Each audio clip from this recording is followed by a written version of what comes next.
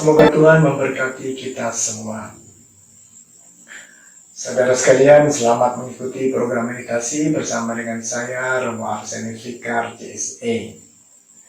Saudara-saudari terkasih, dalam video ini saya akan memberikan sebuah tuntunan untuk melakukan Lectio Divina. Nah, kita akan merenungkan bersama kisah Kristus yang menampakkan diri kepada kedua orang muridnya yang pergi ke Emmaus. Kisah itu ditulis oleh Lukas dalam Injilnya, Injil Lukas bab 24 ayat 13 sampai 35. Mari saudara sekalian kita buka kitab suci kita dan kita melihat perikop ini bersama. Saudara sekalian, langkah pertama dalam Lectio Divina adalah membaca. Membaca dengan tujuan untuk mengerti kisah yang diceritakan dalam kitab suci dan kita mau memahami alur ceritanya. Baik, mari kita mulai membaca perikop ini.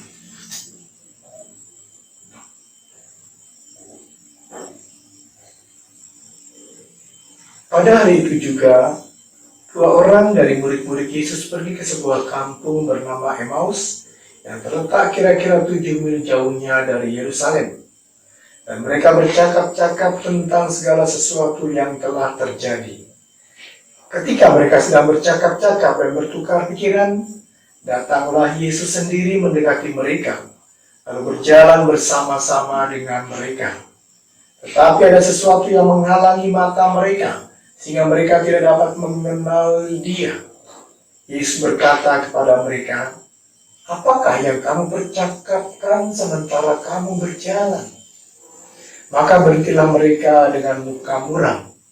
Seorang dari mereka namanya Kleopas menjawabnya, "Adakah engkau satu-satunya orang asing di Yerusalem yang tidak tahu apa yang terjadi di situ pada hari-hari belakangan ini?"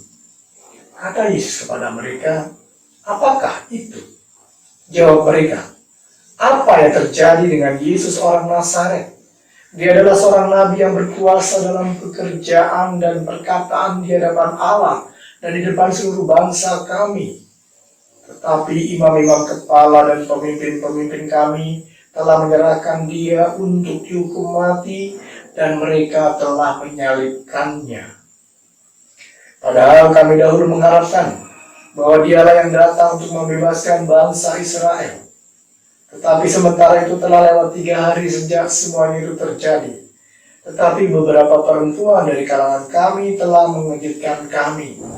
Pagi-pagi buta mereka telah pergi ke kubur dan tidak menemukan mayatnya. Lalu mereka datang dengan berita bahwa telah kelihatan kepada mereka malaikat-malaikat yang mengatakan bahwa ia hidup. Dan beberapa teman kami telah pergi ke kubur itu dan mendapati bahwa memang benar yang dikatakan perempuan-perempuan itu. Tetapi dia tidak mereka lihat." Lalu Yesus berkata kepada mereka, "Hai kamu orang bodoh, betapa lambannya hatimu, sehingga kamu tidak percaya segala sesuatu yang telah dikatakan para nabi. Bukankah Mesias harus menderita semuanya itu untuk masuk ke dalam kemuliaannya?" Lalu ia menjelaskan kepada mereka apa yang tertulis tentang dia dalam kitab suci. Mulai dari kitab Musa dan segala kitab nabi-nabi. Mereka mendekati kampung yang mereka tuju. Lalu ia berbuat seolah-olah hendak meneruskan perjalanannya. Tetapi mereka sangat mendesaknya, katanya, "Tinggallah bersama-sama dengan kami, sebab hari telah menjelang malam dan matahari hampir terbenam." Lalu masuklah ia untuk tinggal bersama-sama dengan mereka. Waktu ia duduk makan dengan mereka, ia mengambil roti, mengucap berkat, lalu memecah-mecahkannya dan memberikannya kepada mereka. Ketika itu terbukalah mata mereka, dan mereka pun mengenal dia, tetapi ia lenyap dari tengah-tengah mereka. Kata mereka seorang kepada yang lain, "Bukankah hati kita berkobar-kobar ketika ia berbicara dengan kita di tengah jalan Dan ketika ia menerangkan kitab suci kepada kita, lalu bangunlah mereka dan terus kembali ke Yerusalem. Di situ mereka mendapati ke-11 murid itu. Mereka sedang berkumpul bersama teman-teman mereka. Kata mereka itu, "Sesungguhnya Tuhan telah bangkit dan telah menampakkan diri kepada Simon." Lalu kedua orang itu pun menceritakan apa yang terjadi di tengah jalan dan bagaimana mereka mengenal dia pada waktu ia memecah-mecahkan roti.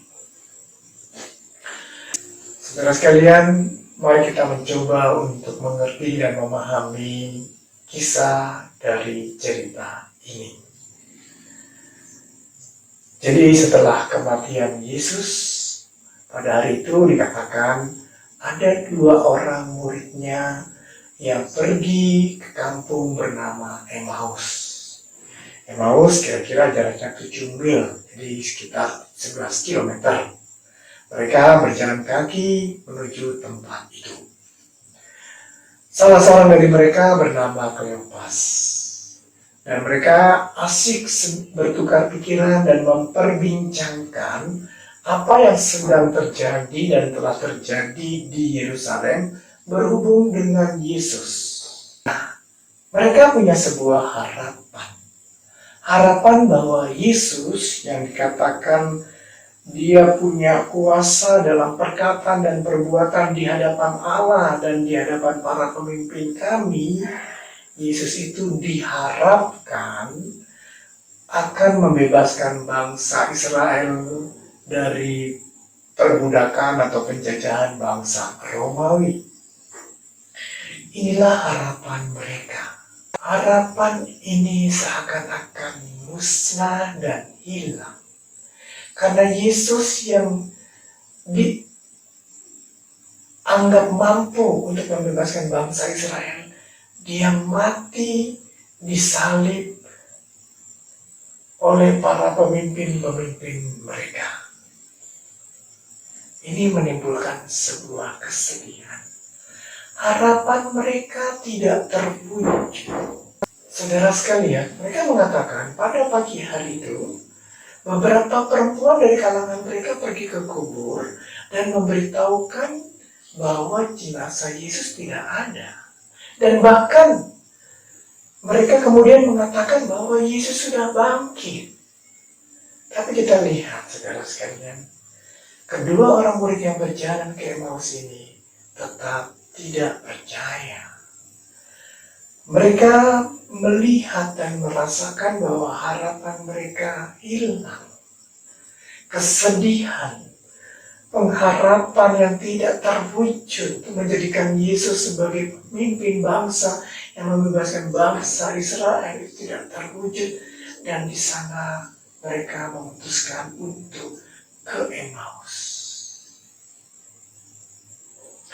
Saudara sekalian, dalam situasi itu Yesus datang mendekati mereka. Yesus ada bersama dengan mereka, tetapi mereka tidak mengenali Yesus. Yesus berjalan bersama dengan mereka, tetapi mereka tidak tahu bahwa itu adalah Yesus. Yesus kemudian bertanya kepada mereka. Ada sebuah dialog di sana. Apa yang kamu perbincangkan sementara kamu berjalan?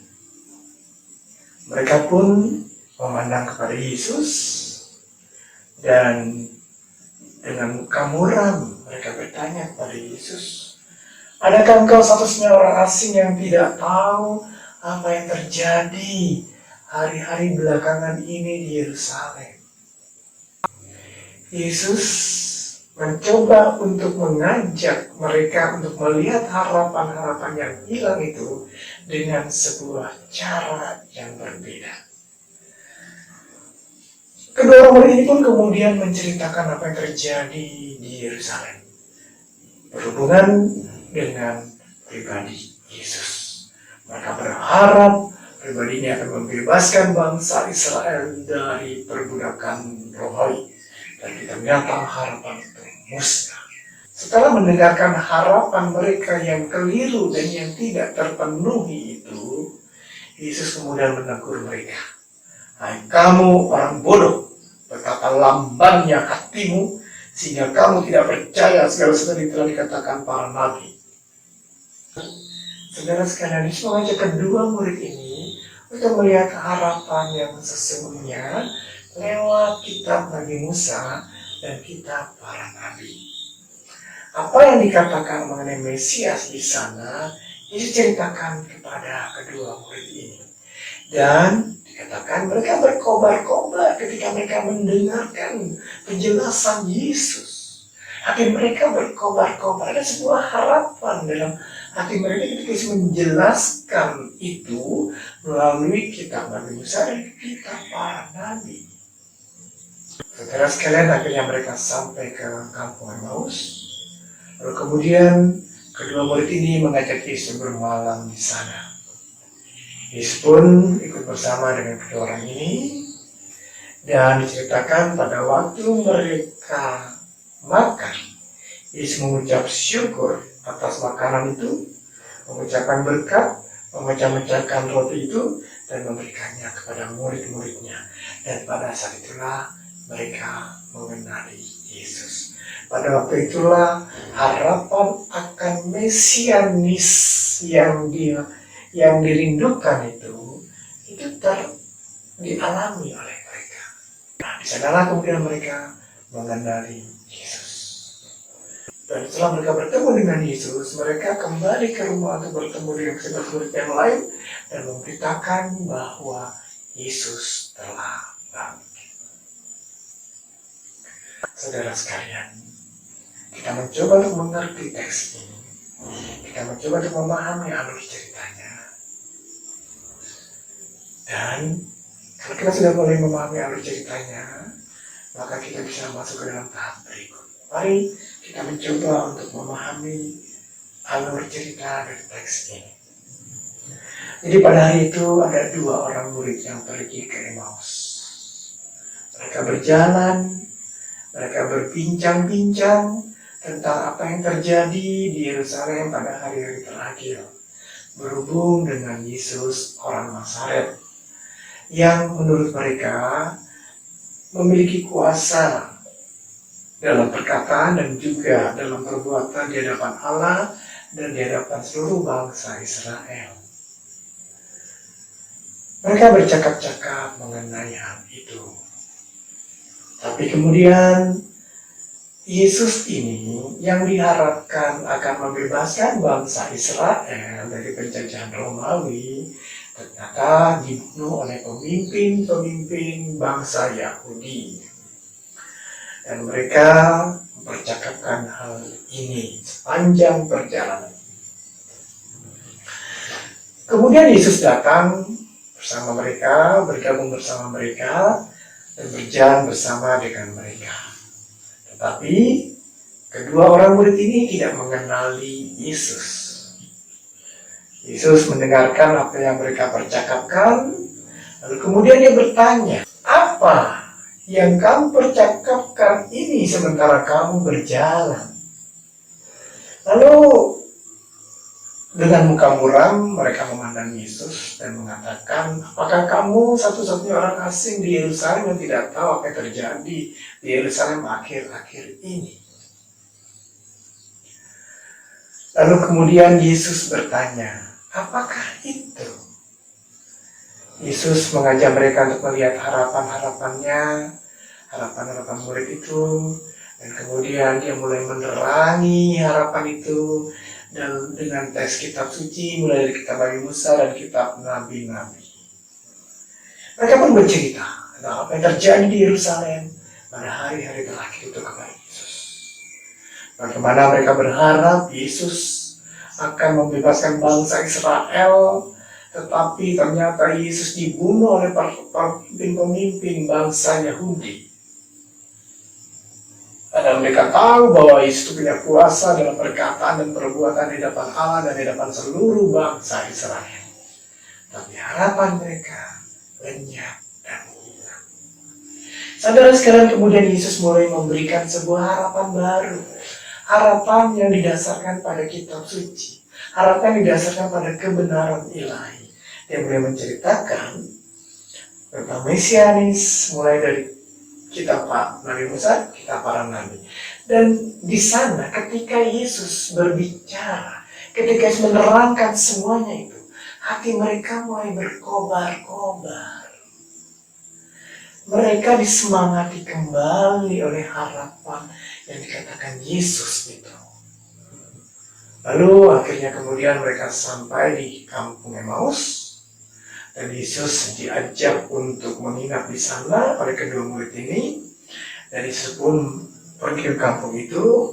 Dan kemudian pada waktu mereka mengadakan perjamuan makan, Yesus mengucap syukur, memberkati makanan itu, memecah-mecahkannya dan membagi-bagikan makanan itu kepada murid-muridnya. Saudara sekalian, ketika Yesus mengucap syukur, memberkati roti itu, memecah-mecahkannya dan membagikannya kepada para muridnya, di sana para murid mengalami atau menerima sebuah harapan mesianis, sebuah harapan baru. Dan di sana mereka mengenali Yesus. Tapi kemudian tiba-tiba Yesus hilang. Mereka segera dengan sukacita mengalami Yesus yang hidup, mengalami sebuah harapan mesianis yang baru. Mereka kembali ke Yerusalem dan menceritakan kepada para murid yang lain bahwa Yesus hidup. Saudara sekalian, kita mengerti, kita memahami alur cerita ini.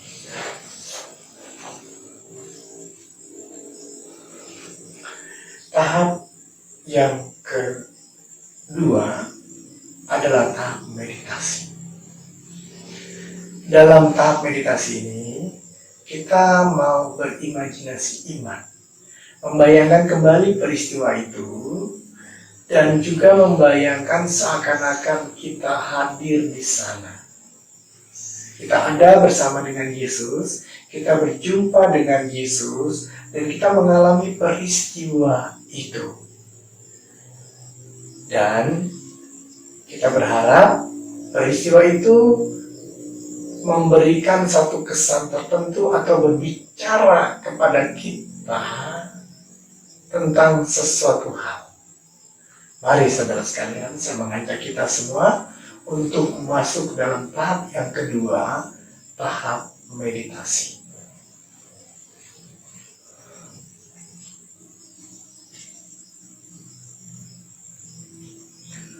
Pada hari itu, kedua murid Yesus pergi ke kampung yang bernama Emmaus, yang kira-kira 11 km dari Yerusalem.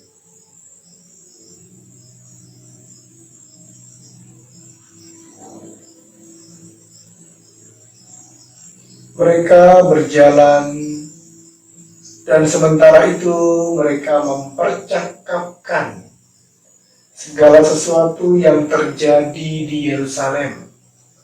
Mereka bertukar pikiran tentang apa yang terjadi berhubung dengan Yesus.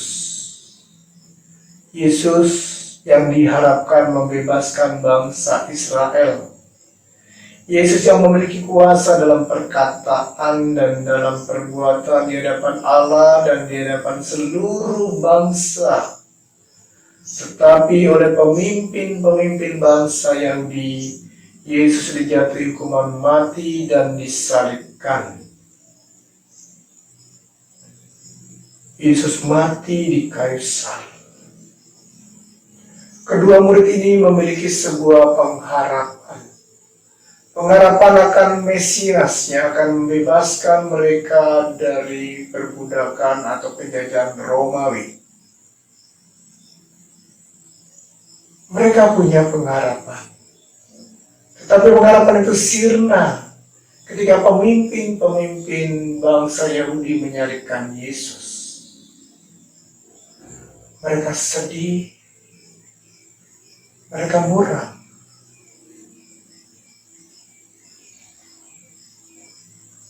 Bayangkan kita juga ada bersama dengan mereka.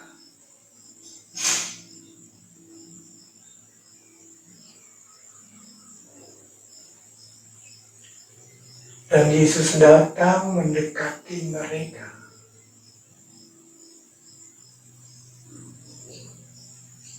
Mereka tetap bercakap-cakap. Dan Yesus bertanya kepada mereka, apa yang kamu perbincangkan sementara kamu berjalan?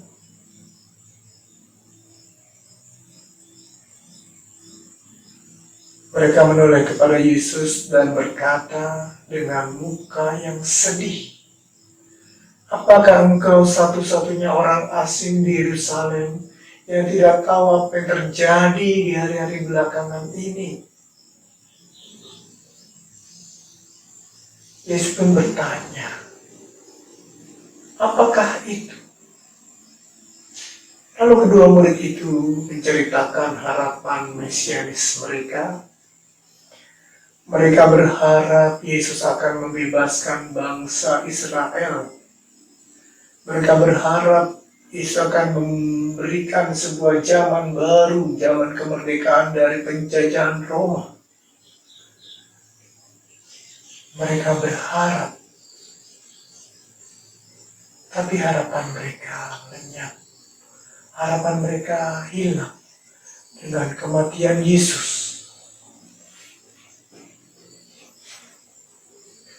Di depanlah peristiwa itu, dan mereka menceritakan apa yang terjadi di Yerusalem kepada Yesus sambil berjalan. Dan kita juga ada dalam peristiwa itu, berjalan bersama.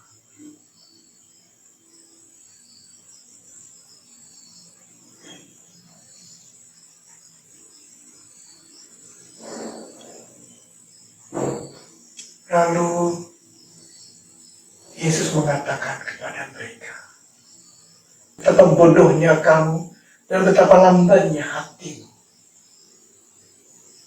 Yesus menegur mereka.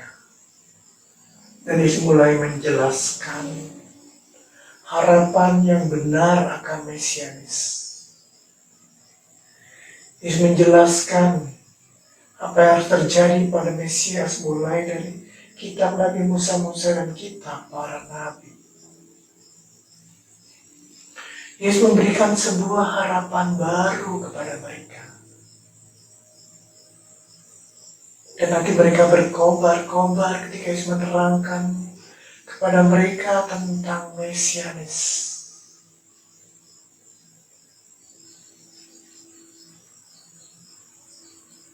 Yesus memberikan harapan baru dan bercerita, mengatakan banyak hal di sana. Kita pun mendengarkan apa yang dikatakan Yesus. Kita berjalan bersama.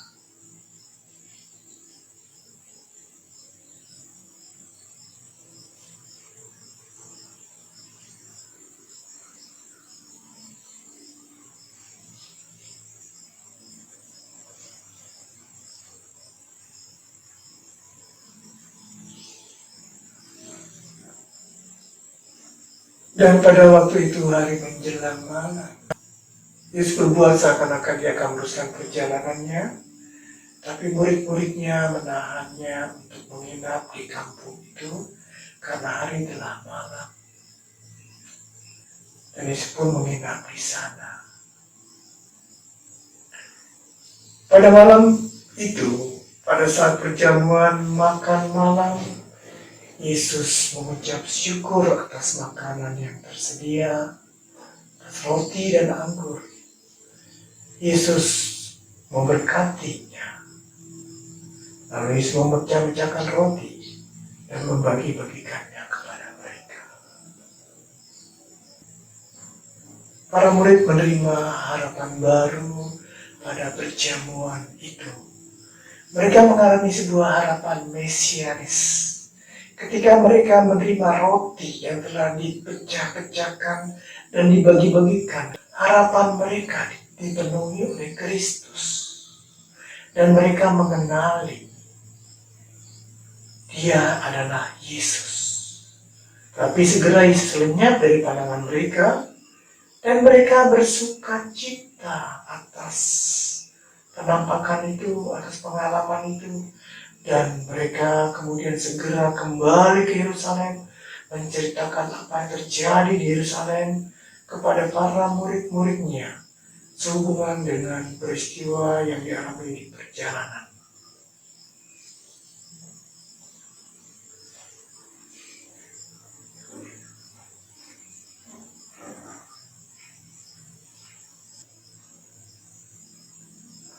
Saudara sekalian, mari kita hidupkan kembali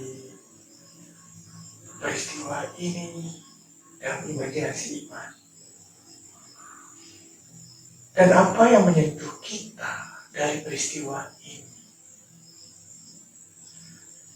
Ada kesan-kesan tertentu yang mungkin muncul dalam diri kita ketika kita memeditasikan kisah ini.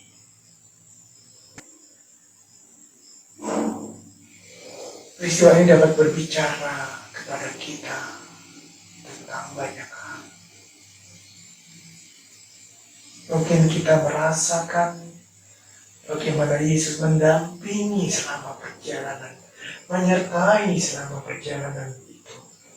Dari sini menyatakan dirinya kepada kita melalui penjelasannya dan lewat ayat kitab suci, ataupun juga melalui sakramen Ekaristi Kudus. Kita mau bertemu dengan Yesus di sana. Yesus yang menyertai, Yesus yang hidup, Yesus yang memberikan dirinya kepada murid-muridnya.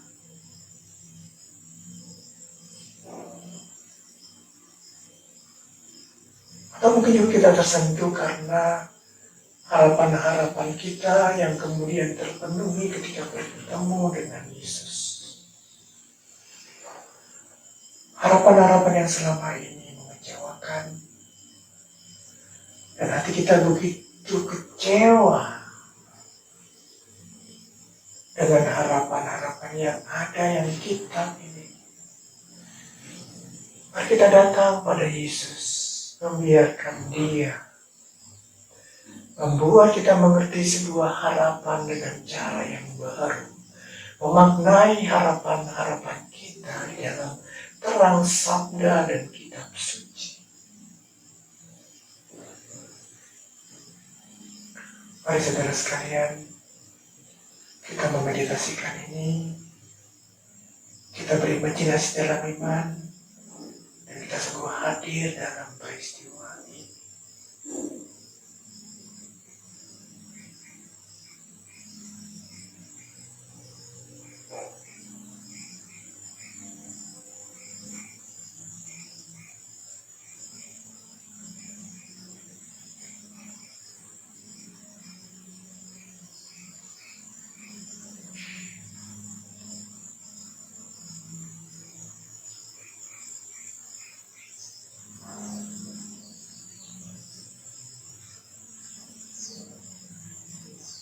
Hidupkanlah terus peristiwa ini, kisah ini.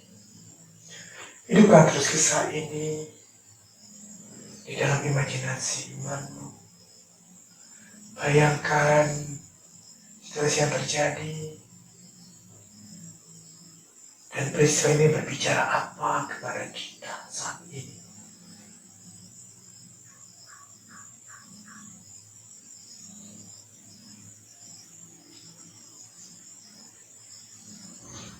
Saudara sekalian, mungkin kita merasa terkesan, ada kesan yang kuat dalam diri kita. Oh, Yesus selalu menyertai kita. Dia mengerti harapan kita dan ingin memenuhi harapan kita. Dia ada, Dia hidup, Dia senantiasa menyertai kita. Saudara sekalian, kalau dalam tahap kedua ini kita merasa sudah cukup banyak waktu yang kita lakukan untuk refleksi dan berimajinasi iman atas peristiwa ini, kita bisa masuk dalam tahap yang ketiga, yaitu kita berdoa. Tuhan Yesus Kristus, terima kasih bahwa Engkau selalu menyertai kami. Engkau Allah yang hidup, yang tidak pernah meninggalkan kami. Ajarlah kami Tuhan untuk mengenali kehadiran-Mu untuk mengenali sapaan-Mu di dalam kehidupan kami. Biarlah kami juga Tuhan bersedia merayakan perayaan Ekaristi, perayaan kudus-Mu di mana Engkau memecahkan roti dan membagi-bagikan roti kehidupan kepada kami. Terima kasih ya Yesus, dan ajarlah kami supaya kami pun boleh dan dapat merayakan Ekaristi setiap minggu. Buanglah kemalasan dalam diri kami, supaya kami boleh dengan setia merayakan Ekaristi setiap hari Minggu. Demi Kristus Tuhan dan pengantara kami. Amin. Saudara sekalian, kita akan masuk dalam tahap yang keempat, tahap kontemplasi. Dan dalam tahap ini, kita akan melakukan apa yang kita sebut sebagai centering prayer atau doa keterpusatan. Dalam tahap yang ketiga tadi, ketika kita melakukan meditasi, kita memberi sebuah kesan, misalkan saja, oh Yesus selalu menyertai saya, mendampingi saya dalam setiap peristiwa hidup saya, dalam kesedihan, harapan-harapan yang hilang dan musnah. Dia sebetulnya ada bersama dengan saya. Dia ingin memenuhi harapan saya dengan caranya, bukan dengan cara saya. Nah, saudara sekarang kalau kesan ini yang muncul, mari kita melakukan centering prayer. Kita mau mengarahkan perhatian pada Yesus. Yesus sahabat kita yang selalu menyertai kita, mengerti harapan-harapan kita, mengerti kesedihan kita, dan dia sebetulnya ingin memenuhi harapan kita dengan caranya. Saudara sekalian, kita akan melanjutkan dengan doa keterpusatan atau centering prayer pada video yang berikutnya. Semoga